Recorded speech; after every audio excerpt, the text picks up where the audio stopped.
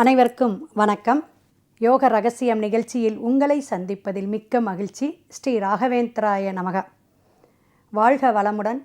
இந்த பிரபஞ்சமும் ஈசனும் யோகத்தையும் அதிர்ஷ்டத்தையும் உங்களுக்கு வாரி வழங்கட்டும்.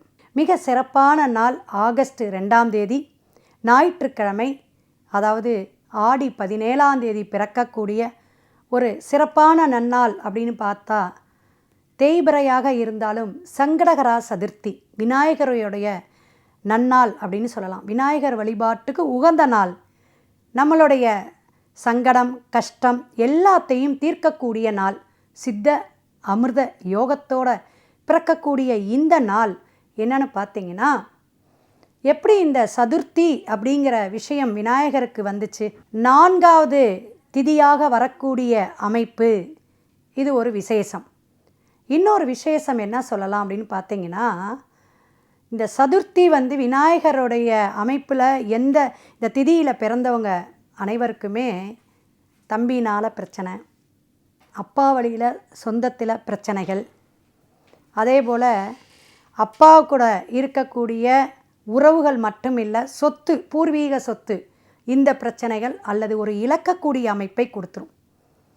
திதியை கொண்டே நம்ம விதியையே சொல்ல முடியும், மாற்றவும் முடியும். இதில் அனுபவம். அப்போ ஒருத்தங்க ஜாதகம் பார்க்க வரும்பொழுது, இந்த திதியில் பிறந்திருக்கேன், நான் ஏன் கஷ்டப்படுறேன்னு அந்த திதியை கொண்டே நம்ம வழிபாடு சொல்லலாம். அப்போ சதுர்த்தியில் பிறந்தவங்க எல்லாருமே விநாயகருடைய வழிபாடு சிறப்பு. விநாயகருடைய வழிபாடு அல்லது விநாயகரை நம்ம எந்த அளவுக்கு ஒவ்வொரு விஷயத்துக்கும் ஆராதனை செய்கிறோமோ அந்த அளவுக்கு அவர் நம்மளுடைய கஷ்டத்தை நீக்கக்கூடிய அமைப்பு. ஏன்னா முழு முதல் கடவுளாக இருந்து, இப்போ ஒரு பெரிய பங்களா இருக்குது, வீடு இருக்குது, சொந்த வீடாக இருந்தால் என்ன செய்கிறாங்க, முன்னாடி அழகாக ஒரு மாடை மாதிரி வச்சு விநாயகரை பளிங்கிலையோ அல்லது வேறு ஏதாவது ஒரு கல்லெலாம் வச்சுறாங்க அழகாக. அதை தினமும் அவங்க ஆராதனை பண்ணிட்டு வராங்க. தீபார்த்தனை பண்ணி ஒரு சின்னதாக நெய்வேத்தியம் வச்சு பூ வச்சு வழிபாடு எடுத்துக்கிட்டே வராங்க.